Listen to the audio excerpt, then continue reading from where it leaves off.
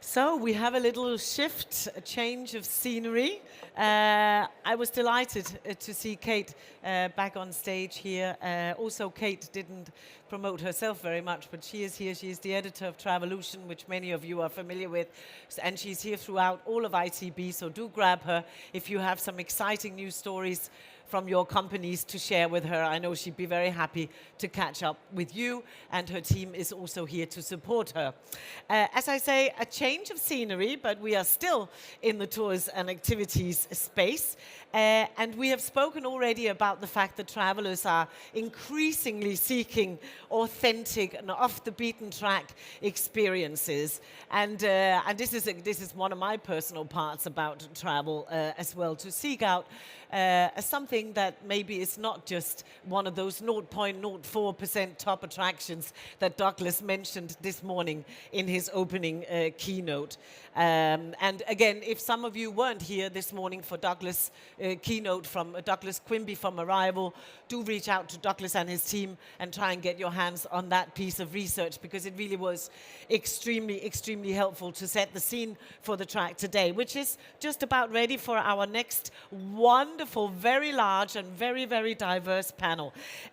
We are going to invite a number of people to the stage who work in the business, of course, like yours, and who are offering these fantastic experiences and opportunities to travelers all over the world.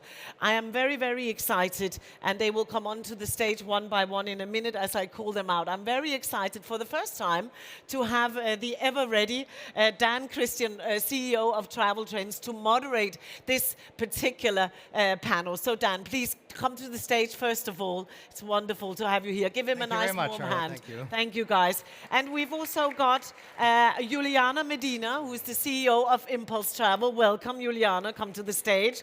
Andrea D'Amico, who is CEO of WeRoad. Welcome to you. We've got Shraddha Bhatia from With Locals.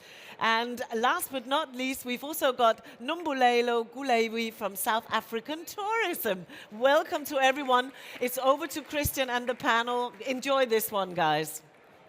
Hello, everyone, and it's wonderful to be here. Let's give a round of applause to Charlotte for hosting all morning. She's been extraordinary. Thank you, Charlotte, for the opportunity to be here. I've been in the industry more than 20 years. This is my first time at ITB, and it's been a huge gem for me already, just the time we've had yesterday. But this is the big highlight for me, bringing this incredible panel together for this discussion about hidden gems. Now, this morning we were talking all about tours and activities, and we kicked it off with Douglas Quimby, and there's many things that I agree with Douglas Quimby on, and one of them is that experiences are the best part of travel.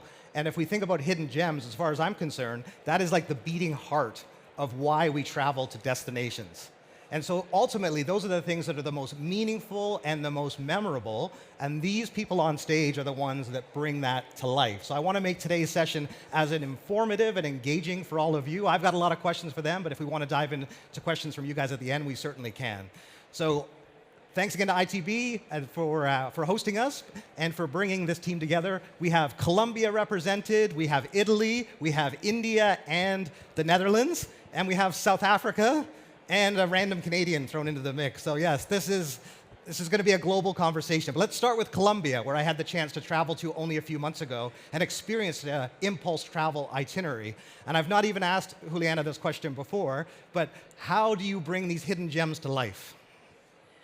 Oh, it's first I would like to ask, like, how many of you have been to Colombia? Can you please raise your hand? Okay, good, actually, okay. yeah. It's still like in the audience, still a hidden gem as a country itself. But for us is that we have the second most diverse country in the world. I would say like we are like Latin America in one country. We have the Andes, the Amazon, the Caribbean, the Pacific, everything, but still the best is the people.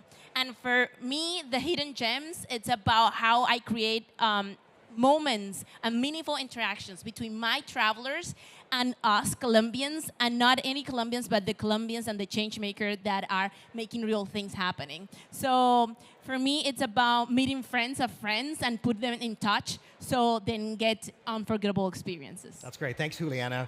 So Impulse Travel, Colombia, we're going to go to WeRoad now, which is for those of you who don't know, I think most people in Europe have a good understanding. They're one of the fastest travel companies to get to $100 million in sales, and I'm firmly convinced it's going to be the fastest company to get $1 billion in sales as they continue their expansion. It's a fascinating business concept, but it's a different approach. They have coordinators, and this is core to your business model. So, Andrea, the CEO, tell us how you build in hidden gems to those itineraries. Yeah, so Dan, basically, as you mentioned, we have travel coordinators, and the reasons why we focus in having them is because when people decide to travel with with WeRoad, they do it because they really want to connect with new people, to make new friendships. So it's not just about visiting new places, but they come on a WeRoad because they will travel with 10, 15 strangers who hopefully then they will become new connections, new friendships, maybe new partners. So that is really essential to our model. And in order to facilitate that process, we have travel coordinators traveling with them. They are not professionals, so they're not employed by WeRoad. They are not professional guys. They're like people like them who are also experiencing the destination for the first time. Yeah. But they just like to travel in that way. So they apply to WeRoad to become travel coordinator. We select them, we train them. They are like let's say the friend that you travel with, and they are a bit more prepared. Yeah. The ones who study a bit more, or the ones also, let's say if there is an issue, they will be the ones picking the phone and trying to sort it out. And also are the ones who are trying to make sure that the mood is the right one, that basically everyone is included. And they're also helping us with the hidden gems, because now we also give the travel coordinators the possibility to create itineraries themselves. So it's not only our internal team, but it's them. And once we launched this new segment, basically the number of itineraries that we were offering went from 150 to about 1,000 now. And that also creates much more unique itineraries, much more unique possibilities to see something that, let's say, a normal standardized tour will not see. Yeah, thank you, Andrea. There's a theme I think you can hear between Juliana and Andrea, which is friendship and those common bonds that you make on a journey like this. So on that very topic, Shreda, who works for With Locals, and this is the whole concept of your business, is how do you actually connect with locals, which is what we're trying to do. And as Douglas said, we're looking for authentic experiences, and we're looking to connect with locals. So how does With Locals, when you have 275 destinations around the world, how do you bring that to life? Yeah, so I think as much as hidden gems are so at the core of our business, but at the same time, it's also a constant struggle to be able to balance authenticity, to be able to balance something so local while making it scalable in almost 275 cities. So I think what we've learned over the years is that all cities are full of hidden gems. So it's our locals who help bring them to life. So we encourage them to share things like just a special vendor that they might know in a local market, or a courtyard next to their house which has centuries of history, so that might even be very special to them. Or anything like a family-run eatery around their house or around their neighborhood. So things that they've really relished while growing up in their own city. We want them to get that element out. And how we end up doing it is mostly by, one, recruiting top, best quality local hosts. And second, we try and give them a lot of guidance as well as freedom to be able to bring their local flavor to the tour. So that's a combination that we felt has been able to strike the right balance for us. That's great, thank you. And now we have the opportunity to bring Numbulelo into the conversation about South Africa. And we're doing a special African Safari series right now on the Travel Trends podcast. And so I'm sure many are going to be there on the live stream. So hello to everyone that's listening.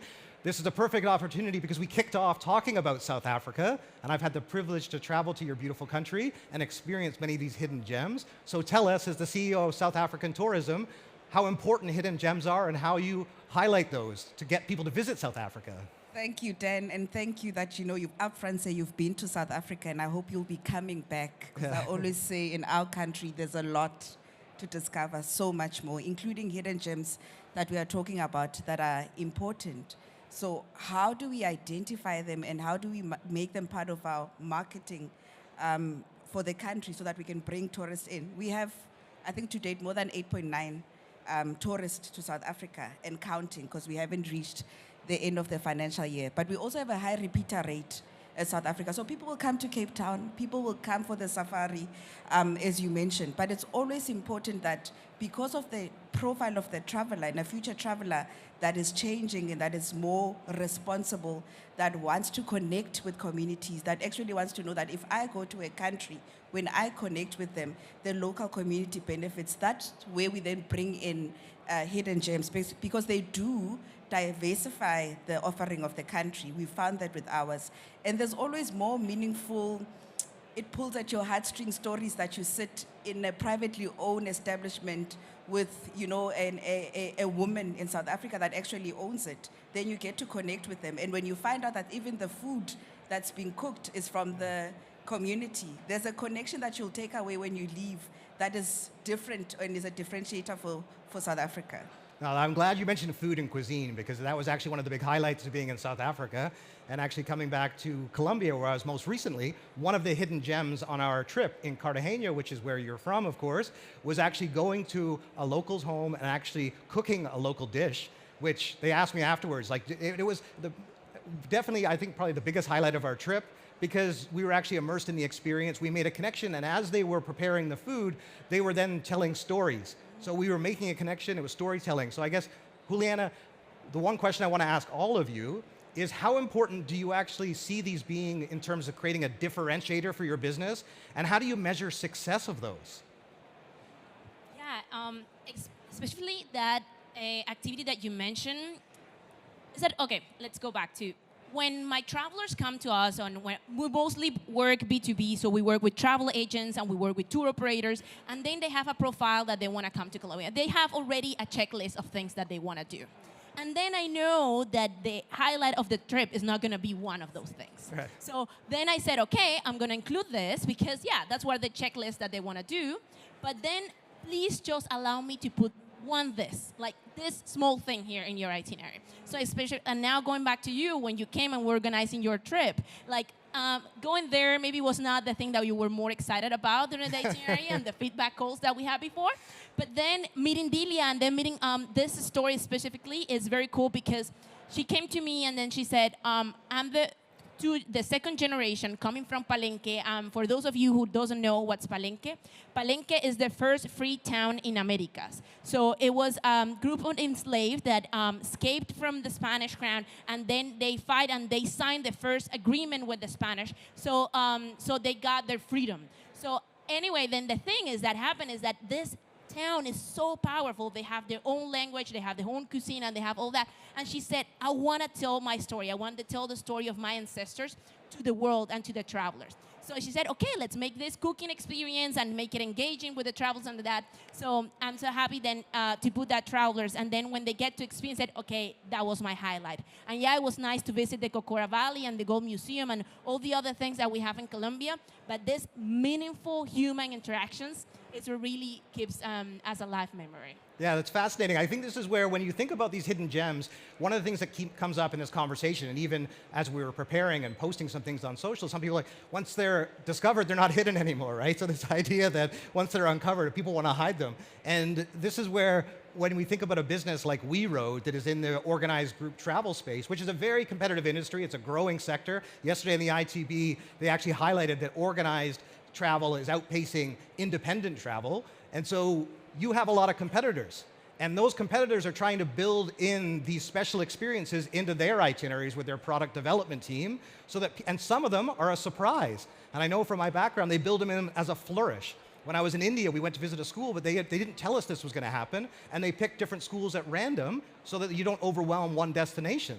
And so, and it really is more of an authentic experience. So Andrea, how do you, with WeRoad, look at the success of these itineraries, and how important are they to your global expansion plans? Yeah, they are very important because, as I said, people travel with WeRoad. They don't want just to experience places or visit places, but they really want to have a fantastic experience with the people they travel with.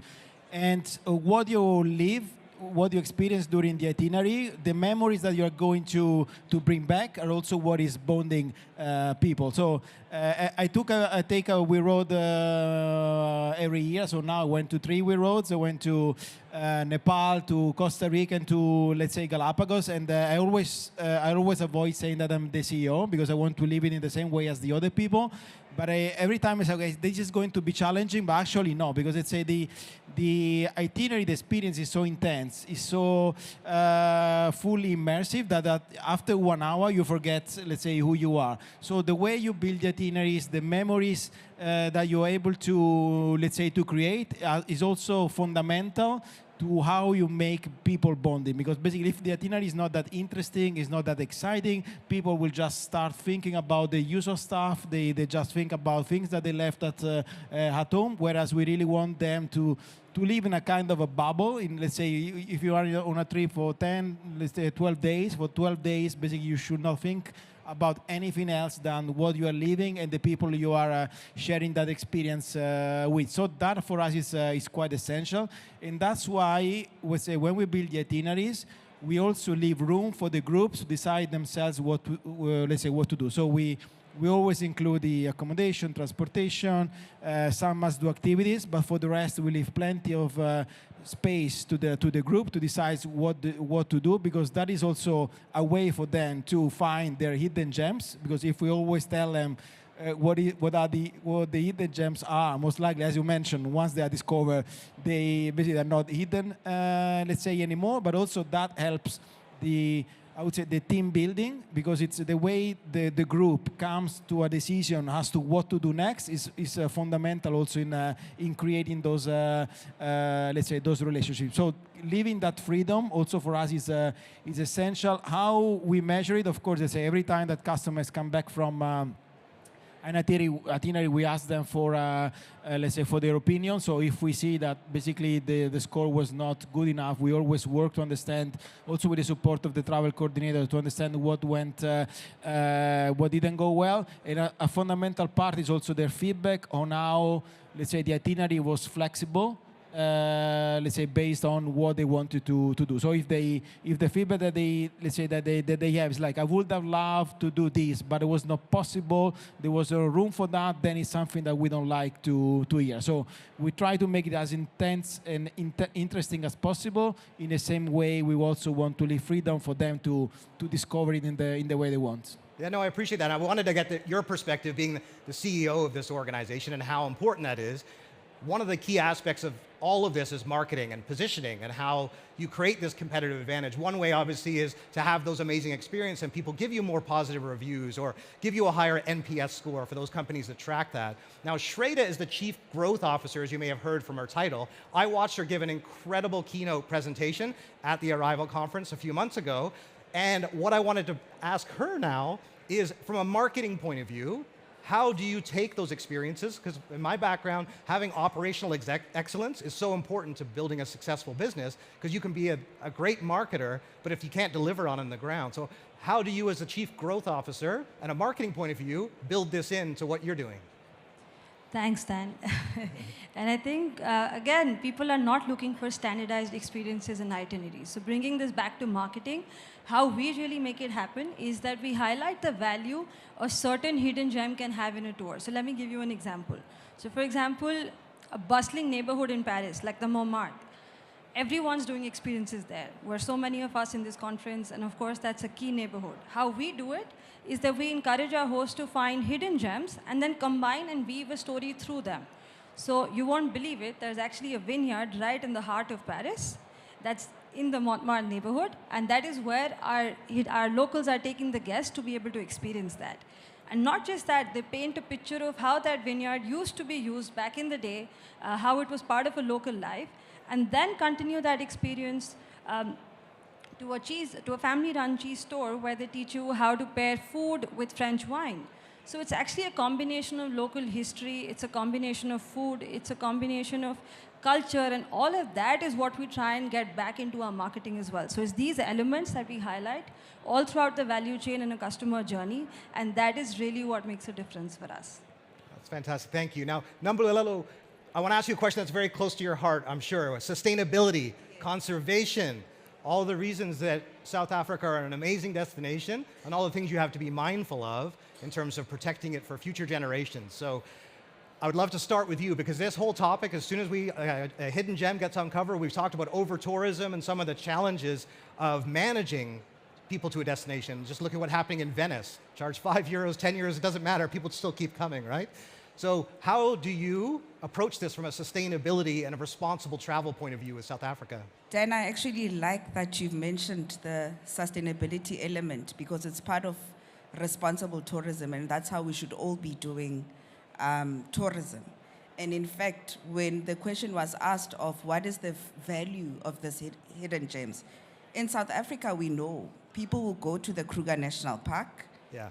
You've seen it, you want to go experience it and do it. It's a wonderful experience. People will go, like you said, to Cape Town, but also take a moment, to go to the Northern Cape where we have a booming astrotourism, sector that's happening there. Good for you as an individual, for your own well-being, but it's also good from a sustainability perspective. So when we talk sustainability and hidden gems, for me, it goes hand in hand. We don't want over-tourism. I always say nature has blessed us with natural resources to enjoy, but we've got a responsibility to sustain them for future generations so that they're also able to enjoy them. And that's part of how we do tourism in South Africa. Well, so this concept of sustainability, and that's why I wanted to start with you on this topic, because it has become more relevant and important. I was talking to the Focusrite team yesterday, and they were highlighting the differences between Focusrite USA and Focusrite Europe, and one of them is sustainability is much more present. And I would say Europe, you certainly are ahead of the curve in prioritizing sustainability. And a destination like Colombia, where I couldn't recommend enough for everyone to go to Colombia now, because it's like the perfect time to visit that destination. It's like, it's safe, the people are wonderful, the food is great, there's so much to see and do. But I also kind of saw when I was there that 5 years from now, it may be very different. And how do you not get to a point where you have an episode of The White Lotus, and then all of a sudden your destination is totally overwhelmed? So how are you viewing sustainability and responsible travel as you plan to grow this business and you see more people coming to Colombia? Something good that we have in Colombia is that we are kind of a late players in this. So it's a reality during the 80s and, Narcos and Pablo Escobar, we need to face like the elephant in the room when we talk about Colombia, but that's part of our past. And now it's about how we use in tourism, and this tourism is actually, we can learn from the mistake that our neighbors did. So about how it's not only about sustainability, it's not about sustain things, and it's about actually regenerate, and how tourism is part of the transformation and part of our creation of identity as a country. So we at Impulse, we have created product development framework that is called HEART. And it's for H is for human centered, because we believe that it's about the people that you meet and the human connection. E is for economic opportunities, and it's about putting the money in the right place, in the right hands. A is for authentic experiences, and it's about keep it real, right? Like also to have it, and we take you to the coffee farms of Colombian coffee. It's a real deal. So we take you to the real coffee farm with the real farmers that maybe the things are not PAF and it's not a Disney show, but it's that how our farmers bring every bean to your cup every morning. Then R is for regenerative narrative, because I can tell you the same story so you feel pity of me, or I can tell you the same story so you feel inspired by me and about everything that I've been going through, and then everything how I'm building all this together. And then T for top quality is that Colombia is such a beautiful country. I'm so in love with my country, and I cannot invite you more. And actually, it's stopping being a hidden gem right now. We're already having 5 million visitors coming every year. It's such a big country. We're 3 times Germany, and we are so diverse. As I said, we're like a mini Latin America in one country. So it's a space for everyone, and it's a Colombian itinerary for everyone. Well, I'm sure Andrea's taking notes, because WeRoad is about to launch in the US, and they're looking at Latin America and South America specifically in terms of a massive growth opportunity. So Colombia is obviously going to be right up there for you. When I spoke to James Thornton from Intrepid, who is obviously in a similar competitive space, he had highlighted to me that sustainability is incredibly important for repeat travelers. So it doesn't always make the difference that they're going to choose you the first time, but it absolutely will be the reason that they travel with you again and again. And given the diehard fans that you have at WeRoad, I'm keen to know how you're seeing sustainability for all the destinations you go to, and how important a factor that is, and again, how you're approaching sustainability and responsible travel. Yeah, definitely. So, let's say, as a matter of fact, tourism today and travel is not 100% sustainable. If you already think about the fact that people fly, and today we don't have a solution for that, right? So even if, let's say, at WeRoad, we don't do the flights, but if you book a trip to Thailand, and we tell you we are going to meet, the itinerary is going to start in Bangkok that day at the time, we assume that most likely you're going to fly, let's say, over there. So we try to focus without, let's say, greenwashing on what we have a control on.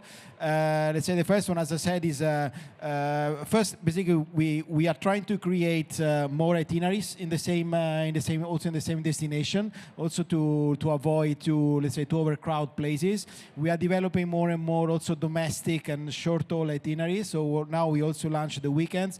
So if people don't want or cannot fly to long-haul destination, they can also experience how WeRoad close to their place, maybe going by train or other means of transport. We try to work with local operators who we believe care about sustainability. And the reason is not only because we want to do good for the world, which is good, but it's also what you mentioned. So now for customer, it's not acceptable to see that also the itinerary is not built in a, let's say, sustainable way. So even if it's not 100% sustainable, when there are things that really go, let's say, very, very wrong, like the use of plastic where it's not needed or other, let's say, similar stuff, you get immediate feedback. So let's say as soon as we see these things, of course, we discuss with the operators we work with, and let's say either the knowledge and the correct, basically what went wrong, or we just end the relationship. Because for your reputation today, not caring about sustainability is not, is not something that you can afford. Yeah, no, it's really interesting. And I guess that's where, if we think about, I mean, Shannon Stoll, who runs the Adventure Travel and Trade Association, he highlighted to me that about 90% of travelers that go to a destination only visit within 100 kilometers of where they land. And so, and Douglas's stat was extraordinary, right? 48% of the destinations that we go to, the 48% of the reviews represent only 0.004% of the destinations that are available. So with a business like With Locals, with 275 destinations, how do you actually get people to travel further afield? I'm assuming that sustainability has to be a part of that, because people are also wanting to avoid places that are overcrowded or overheated. So yeah, tell us how important it is, or how you guys approach sustainability and responsible travel. So for us, balancing sustainability and a growing business is a biggest priority, because we are also a certified B Corp company. So that goes on to say how much we prioritized it, which means that we want the communities where we operate to actually benefit from our business and not overwhelm them.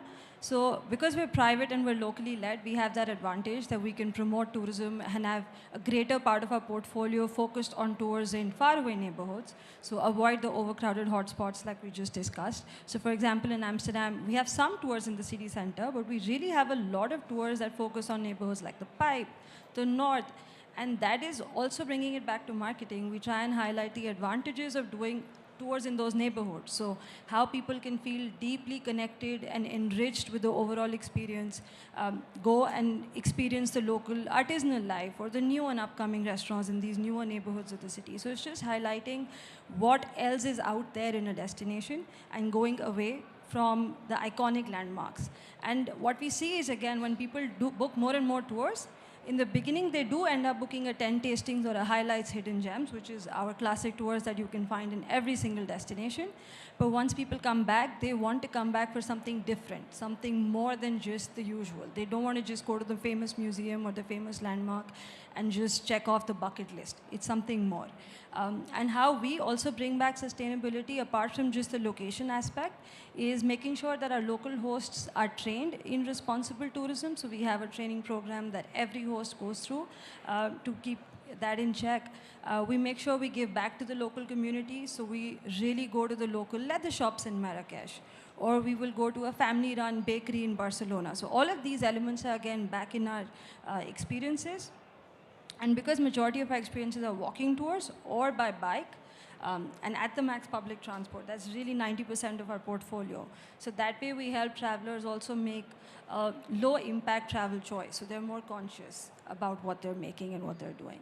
So that sums up sustainability for us. Yeah, and I appreciate those insights. And Nambalolo, we started with you on sustainability, and I'm going to give the panel here a chance to answer a rapid fire question, and then we're going to move on to some of the lessons that everyone can take away from this. And if we have a few minutes, we can also do a few questions as well.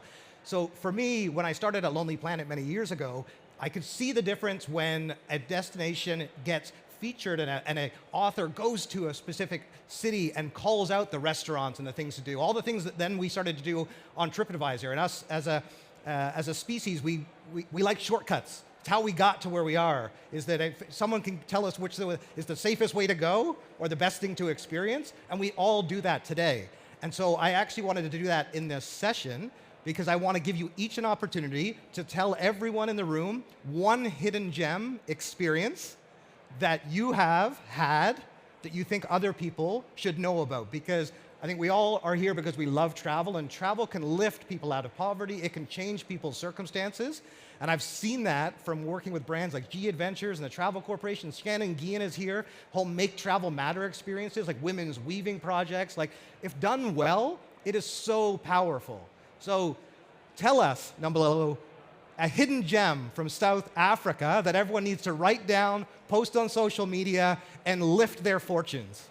Not far from the Kruger National Park, so to avoid over-tourism, there is a lodge, Bush Baby, in Mpumalanga. So you gave an insight that people travel, a radius of 100 kilometers. So it's literally within that 100-kilometer radius. You get to do river rafting, so a variety of experiences. You get to bed watch.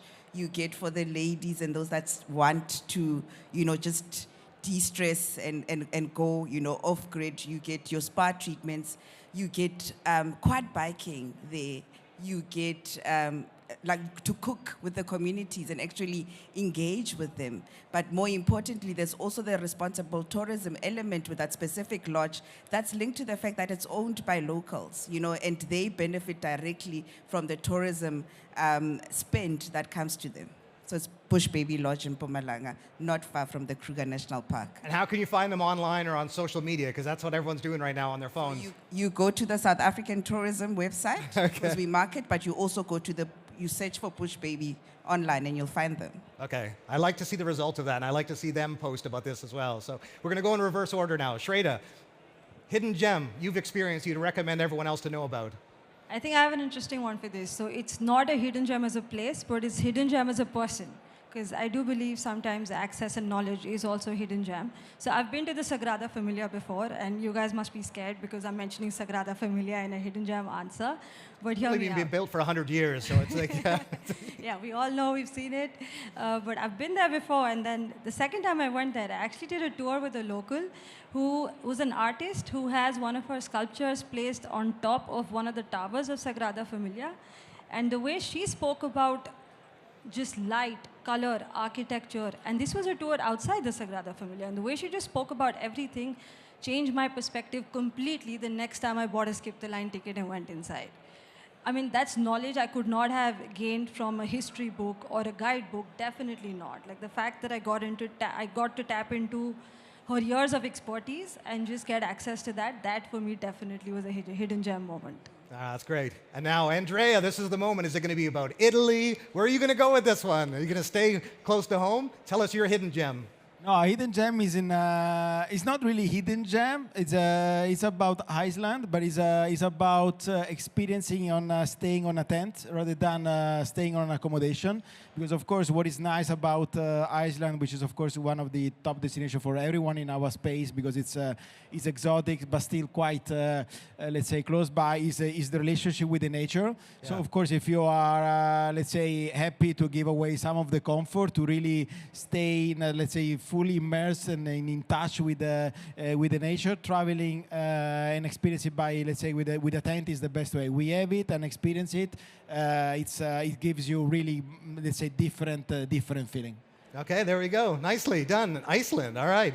Now I know where we're going with this one. We're going back to Colombia for sure, right? I know you've traveled extensively, but yeah, give us an amazing hidden gem. Oh my God, it's so hard. It's like making me choose my favorite child. But the easy one to go, I would say, is like the market tour, the fruit market tour that we have in Bogota. Yeah. It's like I can put my hands on fire, tell you that there's no better fruit market tour in the world than the one that we have in Bogota. More fruits in Colombia than anywhere else in the world. The diversity. Yes, it's super, super diverse. But just let me add one more. Go. A very one that I had last year that it was very, very hidden. Is in the middle of the Amazon. We have an expedition that is called the Path of the Anaconda that we go very, very deep in the Amazon. Colombia might be the country with the best preserved Amazon of all the Amazon countries. And this tour, on this expedition, I had a moment with the ladies from the indigenous communities, from the Morocco community, and we were talking about what it means to be a woman in general, and about having kids or not having kids, and all this like very human interaction that I had with them. It was very transformative for me, and for me it was very special, and it's a very, very hidden gem that I hope some of you can join us. Awesome. I look forward to seeing the results and the feedback on those. And I want to ask one final question, but also I just want to make sure that if you do have questions, just put your hand up and we'll get a microphone to you. One of the things I always love to do on the podcast, because for me, this is a C-level panel, right? I mean, we've got, each of these people have worked their way up to achieve these roles and have an important influence on the industry. And so one of the things I always ask my guests is lessons, takeaways, advice from their perspective so that you can actually apply it. And it's the one thing that people always come up to me and tell me, like they did at the Travel Massive event last night, about some of the benefits they got from listening to the podcast. And this is where I want to give you guys the floor now, starting with Nambulelo. Given this concept of hidden gems and everything we've discussed, what are the important lessons or the takeaways for anyone here to be able to take that knowledge and advice and to be able to benefit their business or their career by learning from what you've done? So the key one with hidden gems so that they can get the exposure, it's the collaboration. It's important that you find those people in the tourism value chain that will bring you to, the travelers that you want for your property or for your tourism experience. So collaboration and partnerships in tourism across the value chain is a key lesson for me. Yeah. There we go. There's your tip of advice.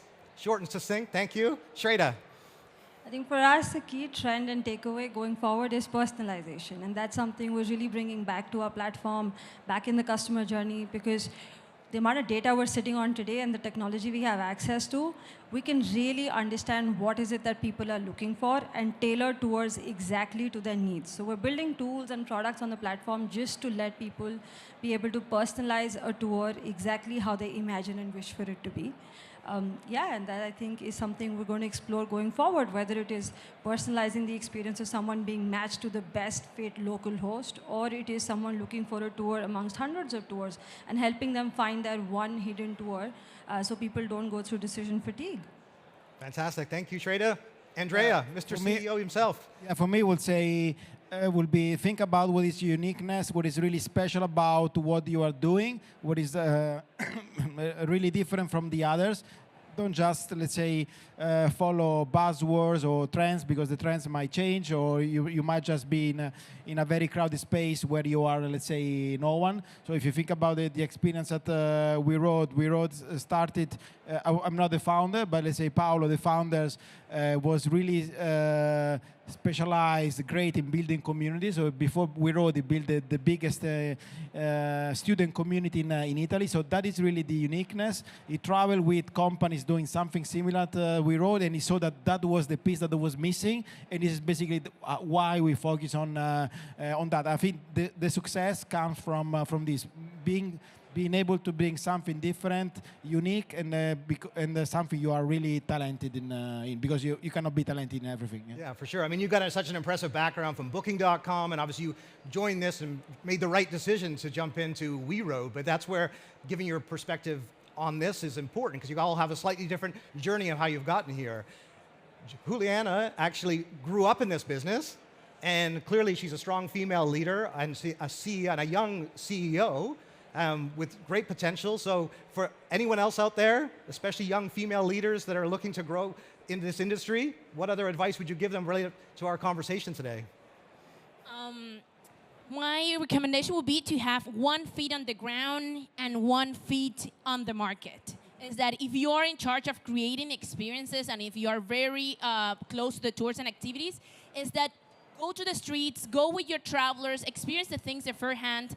Like a lot of the experience that we create and we have is about like a friend. I have met someone that you should know, and I think you will be a great friend with that person. And just that friend of a friend thing, I don't know if it's a Colombian thing, but just like to create experience out of that is very special, and at the same time special for females. It's just there to do it even if you think that you're not ready. Many times I think I was not ready, and then I made it and I said, okay, I did it, and it worked. So now I have 4,000 travelers with us traveling Colombia and enjoying the beauties that we have, and it's just the beginning. Oh, that's amazing. Thank you so much. I'm certainly looking forward to the next couple of days and everything that we're going to be able to learn together. I hope you benefited from this discussion. I certainly did, and I thank you each for your time. Nambulelo, Shreda, Andrea, and Juliana. Thank you so much, everyone.